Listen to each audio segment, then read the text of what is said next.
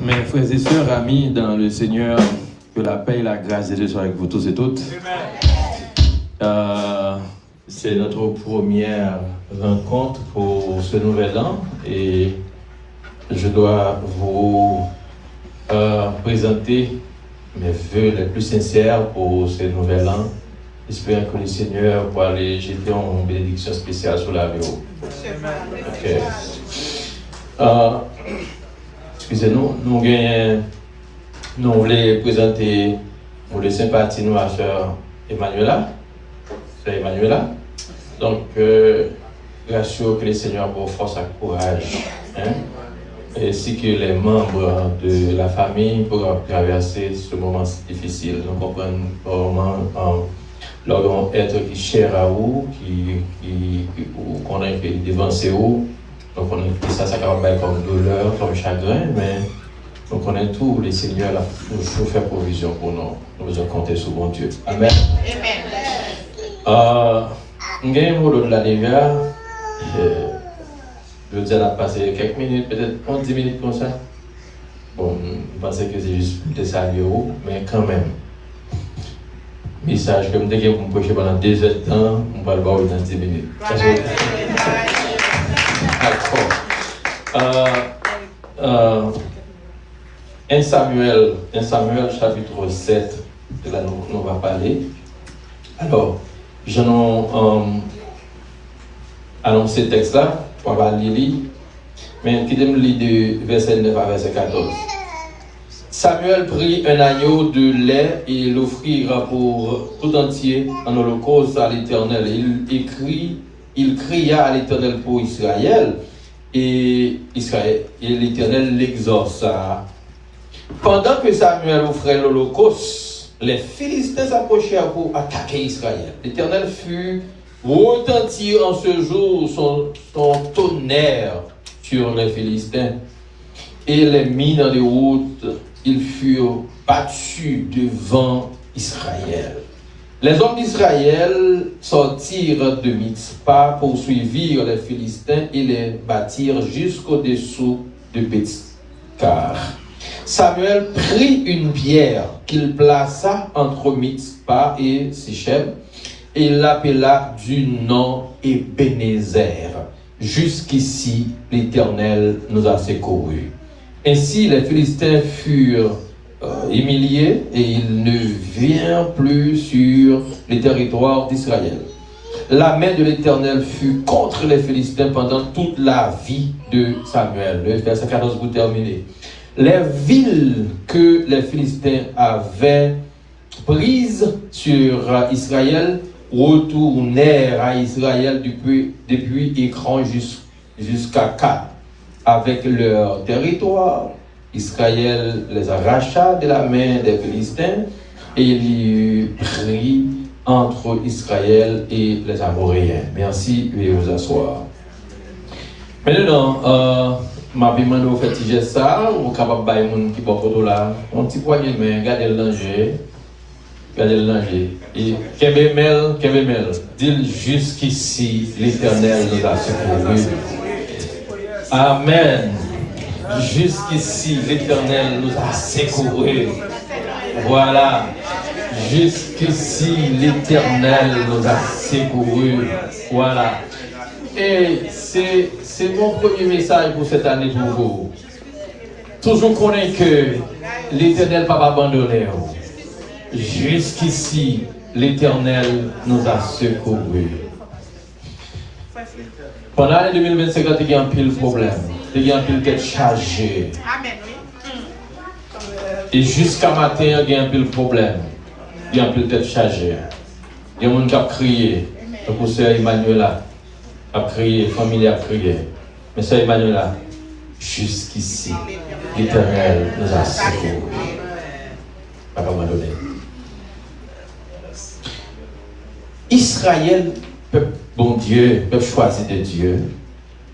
Et Israël était toujours à marcher avec le Seigneur. Mais la Bible claire, à chaque fois, dans la vie Israël, c'est toujours bien tombé levé. Qui ça nous est tombé levé? Ça veut dire, ils ont l'heure, ils ont en commun accord avec le Seigneur. Mais ils ont l'heure qui arrive, ils ont en déclin, ils ont abandonné mon Dieu. Et ils ont tombé dans l'infidélité. Il y avait l'arche de l'Éternel dans la main Israël, et l'arche ça a été représenté la présence de Dieu par Israël.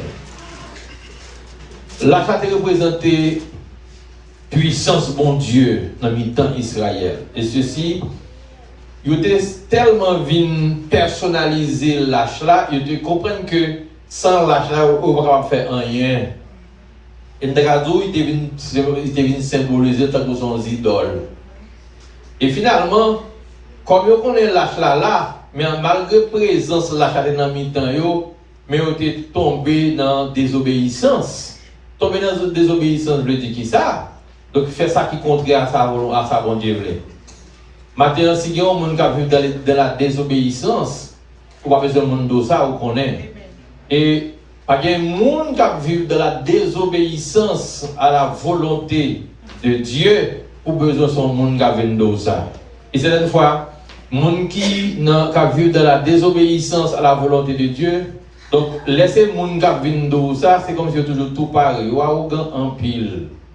Très arrogant. Comme si ou qu'on gagne des leaders de l'église qui veulent réunir pour le monde qui connaît, bon, il y a des petits bagages qui vont marcher bien dans la ville, etc.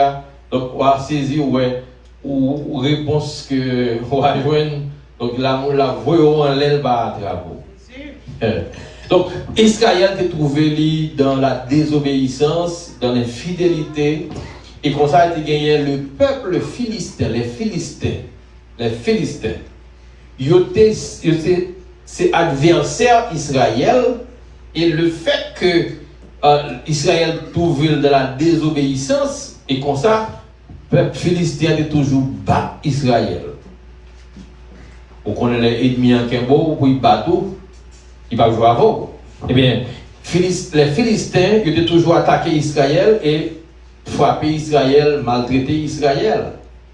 Et comme ça, dans la situation, dans le texte, nous venons de côté que Israël s'est trouvé dans la désobéissance, et maintenant, Samuel, bon Dieu pour utiliser le prophète Samuel pour venir joindre Israël dans le verset 3 du chapitre 7. Samuel dit à toute la maison d'Israël, si c'est de tout votre cœur que vous revenez à l'Éternel, ôtez du milieu de vous les dieux étrangers et les astatés, dirigez votre cœur vers l'Éternel et servez-le lui seul. Samuel dit, Israël comprend que l'effet qu'ils ont désobéi à la volonté de Dieu, qu'on a finalement toute misère, toute souffrance, ils connaissent toute misère, toute souffrance, toute calamité, toute tribulation. Et ils viennent rendre compte donc le marché avec bon Dieu, tout pas été marché bien. Mais les gens viennent détourner vers l'autre monde, et qu'on connaît toute souffrance, toute misère, au tout point de vue, et qu'on a été décidé pour retourner vers l'Éternel. Et qu'on a assisté, c'est ainsi Samuel vient intervenir pour dire, regardez, si nous voulons tout bon tourner façon vers l'Éternel, nous avons un grand bagage pour nous faire. Faut Dieu qui n'a mis dans nous, il faut nous retirer. Il faut nous retirer tout, mettre de côté, et servir l'Éternel avec votre cœur, et servir lui seulement. Et Israël, d'accord avec Samuel, il s'est dit Samuel pour prendre le peuple là, pour le réunir à Mitzpah, et côté que il réunit le peuple là pour le capable enseigner, les rassembler. Maintenant, la Bible dit, pendant le peuple là avec Samuel à Mitzpah, côté que il a jeûné, il a prié, et le peuple là vient faire une prière, ils font une déclaration pour dire que Seigneur, nous reconnaissons que nous péchons contre vous. Et là, il dit, nous avons péché contre l'Éternel. C'est-à-dire, nous connaissons que nous péchons contre vous. Et c'est ainsi, Samuel réunit avec eux, et qu'on a Samuel t'a enseigné eux. Mais ça qui est important pour moi là au matin, pendant Samuel avec peuple là, peuple Israël, peuple bon Dieu, on est au côté où sorti tomber levé et qu'on y a une phase de repentance. Parce que ils ont tellement souffert sans la volonté de Dieu, sans la présence de Dieu, ils ont tout décidé pour tourner vers mon Dieu. Et pendant qu'on y a eu avec Samuel et dans le lieu à Mitzpah, même Philistins qui ont venu pour venir attaquer. Dans le verset 8, et le peuple a dit Samuel, t'en prie, mais Philistins ont venir attaquer nous. Passez, c'est crier pour nous en faveur auprès de l'Éternel. Et sans ça, Philistins a fini avec nous. Quand il y a beaucoup de réfléchir sur la déclaration que Israël fait. Est-ce qu'on connaît qui ça bon Dieu t'a fait pour te retirer Israël en Égypte? Est-ce que nous tous songez ça? Allez. Traverser la mer Rouge à pied sec, englouti l'armée Pharaon dans la mer Rouge pour préserver le peuple là. Dans le désert, bon Dieu voyait la manne pour le peuple là manger. La Bible dit la journée, il voyait en colonne nuée pour capable protéger contre le soleil là. Ça veut dire que bon Dieu était toujours accompagné le peuple Israël. Mais quand il y a là, il était toujours gagné dans la bataille. Mais le fait qu'il a abandonné bon Dieu, quand il y a bon Dieu, permet que l'autre peut pas battre. Mais il a trouvé une phase côté que il a repenti.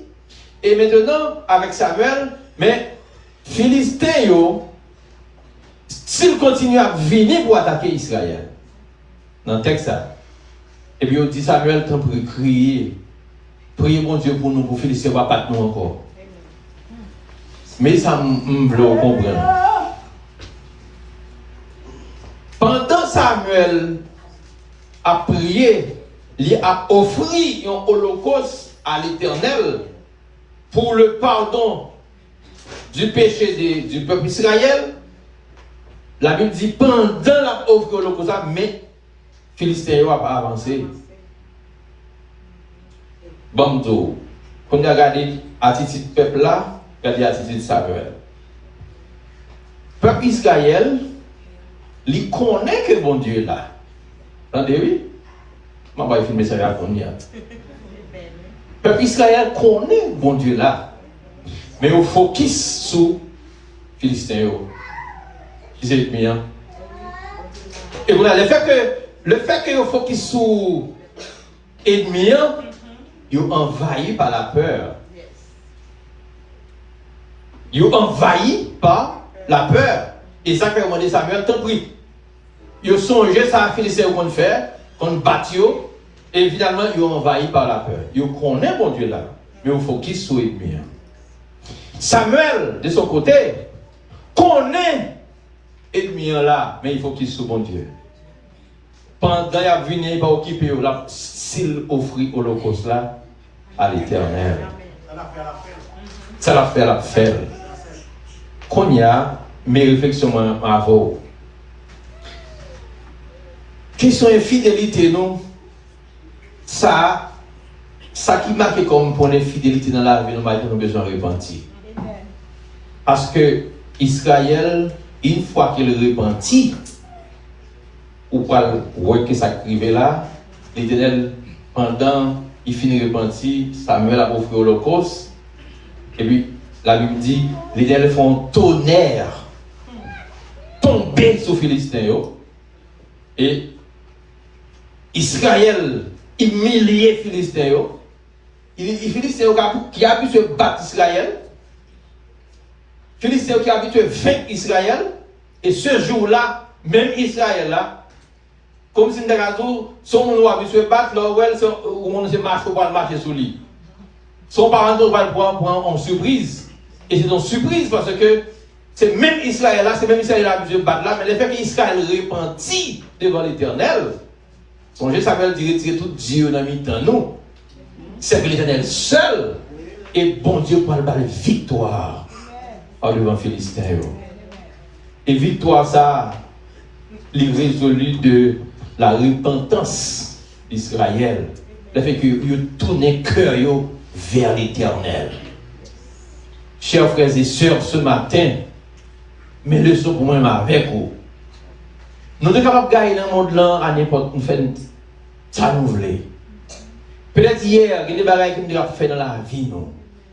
Mais matin, parole bon Dieu invite nous. Pour nous retirer dans le cœur, dans la vie, non. Tout ça qui pour le monde là. Tourner le cœur nous vers l'Éternel. La vie, c'est une lutte. Nous avons toujours fait face à des difficultés. Difficultés que nous avons fait face avec eux, nous avons besoin d'argent pour nous résoudre le problème. Nous avons besoin de monde pour soutenir nous. Nous avons besoin de toute bagaille. Mais en début de tout ce qu'on a besoin, l'Éternel est au-dessus de tout. Et tout ce qu'on a besoin, provision, ça fait dans bon Dieu déjà. Et c'est ça qui fait que l'aime bon Dieu, j'ai toute bagaille. L'aime pas bon Dieu, j'ai toute bagaille, pas rien. Comprenez ça? Ça m'a dit là, il expliqué 12 janvier 2010 en Haïti. Il y a des gens qui ont pile fortune. Pile fortune.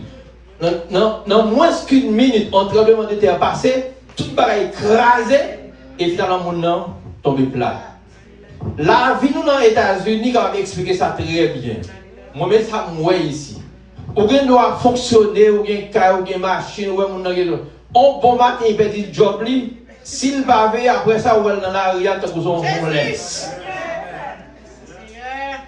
Finalement, pour nous montrer que bien matériel sont à posséder par représenter rien sans mon Dieu. Et ça qui est important, c'est que bon Dieu dans la vie. Maintenant, Israël retournait vers Dieu. Et finalement, bon Dieu bat aux victoires. Mais ça qui est important, c'est pas que Samuel te focus sur bon Dieu. L'idéal est focus sur bon Dieu. Mais tu connais ennemi là, il focus sur bon Dieu.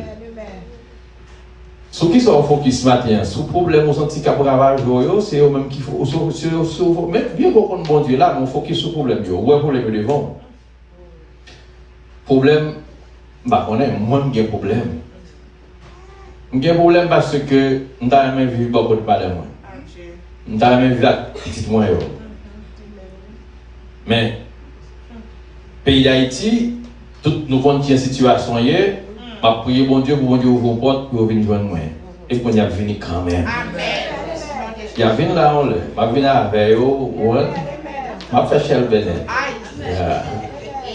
Il y a venu. Il y a l'autre problème. Gros problème, pas problème, pas. Mais tout problème, c'est problème. Chaque monde a un problème. Et ça, on va gagner plus de mains qui vont arriver. Parce qu'il y a toujours un problème. Par exemple, côté dans la Bible que nous lisons, parole bon Dieu enseigne, nous pas de problème. Parole bon Dieu toujours enseigne, a toujours un problème. Mais c'est important, bon Dieu dit, je serai avec vous tous les jours jusqu'à la consommation des œufs. Je ne vais pas jamais laguer, je ne vais pas jamais abandonner. Moi, crois ça, bon Dieu, je ne vais pas jamais laguer, je ne vais pas jamais abandonner. Mais jour, moi, je vais abandonner mon Dieu.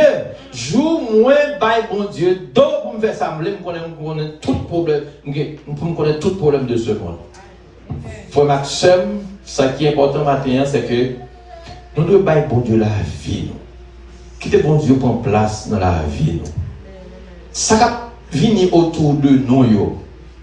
Pas focus sur eux, focus sur bon Dieu. Les Israël focus sur les Philistins qui sont ennemis qui vont venir, ils vont avoir de la peur. Et ça fait au moment de Samuel crier pour eux. Mais Samuel, qui lui-même connaît ennemi là, mais il focus sur bon Dieu. Quand il y a deux alternatives, c'est soit on focus sur le problème, non? Ou bien on focus sur bon Dieu. Quelle position pour après matin? Vous voulez focus sur bon Dieu ou bien vous voulez focus sur le problème? Je vais inviter au focus sur bon Dieu. Regardez, si vous focus sur bon Dieu, ou remettre bon Dieu la vie pendant l'année 2026, c'est le même qui dit, on va faire réussir. On va faire porter victoire. Pour Maxime, victoire c'est pour vous matin. Ou seulement besoin de recevoir. Très bien. Vous avez besoin de recevoir, vous avez besoin de vivre de lui. Parce que victoire, c'est pour vous. Est-ce que vous voulez gagner victoire matin? Focus sur mon Dieu. Pas focus sur le problème avant de dire. Que le Seigneur vous bénisse.